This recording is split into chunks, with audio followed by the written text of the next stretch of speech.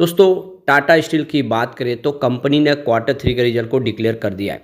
अब रिजल्ट के अंदर क्या क्या पॉजिटिव बातें रही और क्या इसमें कमजोरी रह गई उसको समझने की कोशिश करेंगे।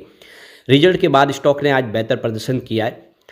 और दूसरी तरफ अगर आप देखें तो टाटा पावर में एक काफ़ी अच्छी गुड न्यूज़ है। टाटा पावर को एक बड़ा कॉन्ट्रैक्ट मिला है महाराष्ट्र में। क्या है पूरी खबर उसको समझने की कोशिश करेंगे इस वीडियो के माध्यम से। साथ में हम यहाँ पे टाटा मोटर्स को डिस्कस करने जा रहे हैं। टाटा मोटर्स कल अपना क्वार्टर थ्री का रिजल्ट डिक्लेयर करेंगे, उसके पहले उसका प्रीव्यू आ चुका है। रिजल्ट की क्या संभावना बनेगी, ब्रोकरेज हाउस क्या कह रहे हैं, उसको जानने की कोशिश करेंगे इस वीडियो के माध्यम से। साथ में कोफोर्ज को डिस्कस करेंगे जिसने बहुत ही शानदार डिविडेंड देने का ऐलान कर दिया रिजल्ट के साथ। रिजल्ट कैसा है वो भी जानेंगे इस वीडियो के माध्यम से। लेकिन फ्रेंड्स, उससे पहले अगर आप पहली बार हमारे चैनल पे आए तो चैनल को सब्सक्राइब कर दीजिए, एक बेल आइकॉन दबा दीजिए ताकि जब भी नया वीडियो बने पहला नोटिफिकेशन आपको मिले। वीडियो पसंद आए तो लाइक शेयर जरूर कीजिए। चलो फ्रेंड्स, वीडियो स्टार्ट करते हैं। मैं हूँ आपका दोस्त SB दवे और हमारे अपने चैनल ऑनलाइन कमाई में आपका बहुत बहुत स्वागत है। सबसे पहले टाटा स्टील की बात कर ले। आज 128 पर क्लोजिंग थी 2.04% की तेज़ी के साथ। तो सुबह शुरुआत तो देख सकते हो फ्लैट हुई थी, उसके बाद 130 तक भी गया। क्लोजिंग थोड़ी नीचे रही, गिरावट भी हुई और उसके बाद तेज़ी भी बनी। फाइनली क्लोजिंग थोड़ी सी ठीक रही है क्योंकि यहाँ पे रिजल्ट देखे तो इस बार कोई खास इतना रिजल्ट बेहतर भी नहीं था। नेट प्रॉफिट के आंकड़े ने इस बार परेशान किया। रिवेन्यू में 3% की गिरावट देखने को मिली।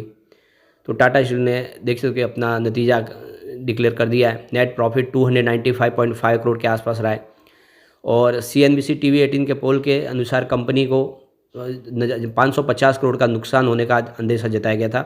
तो एक तरह से ये एक बड़ा अचीवमेंट ही कह सकते हैं क्योंकि एक तरफ तो 550 करोड़ का लॉस की बात कर रहे थे, लेकिन कंपनी ने लगभग 300 करोड़ का प्रॉफिट बताया।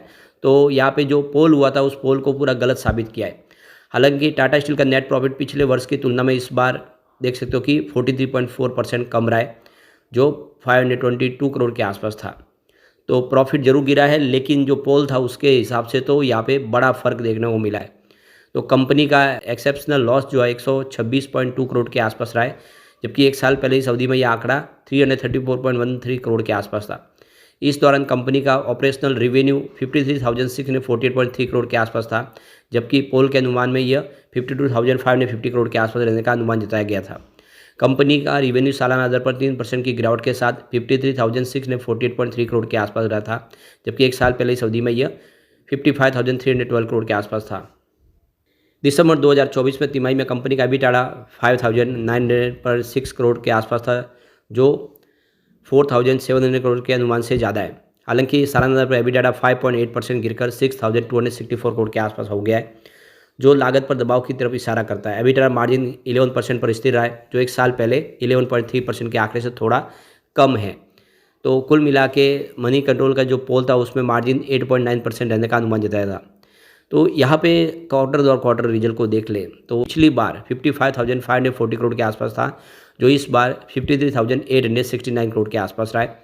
और पिछले क्वार्टर में यानी सितंबर क्वार्टर में ये 54,503 करोड़ के आसपास था।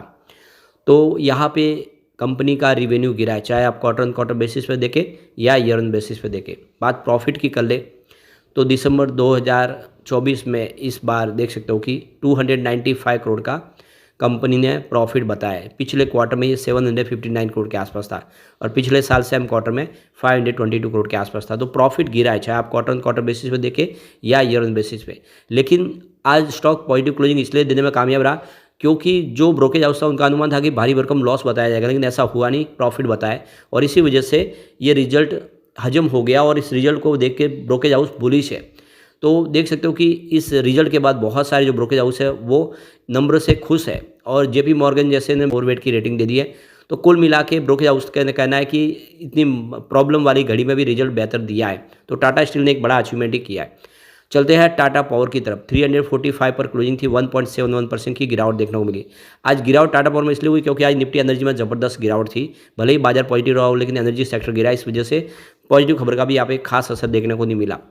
तो यहाँ पे देखिए टाटा पावर की subsidies company Tata power solar को एक बड़ा कॉन्ट्रैक्ट मिला है। कंपनी को Maharashtra state power generation company limited की तरफ से 455 करोड़ का ऑर्डर प्राप्त हुआ है। इस कॉन्ट्रैक्ट के तहत Tata power solar Maharashtra state power generation company को 300 मेगावाट का ALMM सर्टिफाइड सोलर मॉड्यूल की आपूर्ति करेगी। ये सोलर मॉड्यूल्स भारत में देख सकते हो कि अक्षय ऊर्जा को बढ़ावा देने और हरित ऊर्जा के लक्ष्यों को पूरा करने में मदद करेगी। तो ये प्रोजेक्ट न केवल भारत के सौर ऊर्जा क्षेत्र में टाटा पावर की मौजूदगी को मजबूत करेगा, बल्कि राज्य में ग्रीन एनर्जी के उपयोग को भी प्रोत्साहित करेगा। टाटा पावर सोलर की यह पहल देश में स्थायी ऊर्जा सोल्यूशन को बढ़ावा देने की दिशा में एक महत्वपूर्ण कदम होगी। टाटा पावर अपनी सब्सिडाइज कंपनी TPRIL के जरिए इस प्लांट की स्थापना के लिए लगभग 4,300 करोड़ रुपये का निवेश किया है। ये सारे वैल्यू चेन में स्वदेशीकरण की दिशा में एक महत्वपूर्ण कदम है और सोलर सेल और मॉड्यूल निर्माण के आत्मनिर्भरता के प्राप्त करने की दिशा में एक बड़ा मील का पत्थर साबित होगा।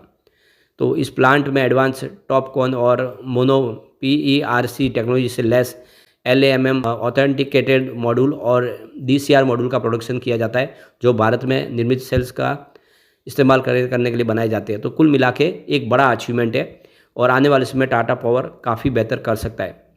तो यहाँ पे कंपनी की तरफ से कहा गया कि यह पहली कंपनी भारत के नेट जीरो कार्बन भविष्य की दृष्टि का समर्थन करने और स्थानीय निर्माण क्षमताओं के साथ सोलर रूफटॉप और यूटिलिटी स्केल के सेगमेंट में अपनी नेतृत्व भूमिका को मजबूत करने के प्रति कमिटमेंट के अनुरूप ही है।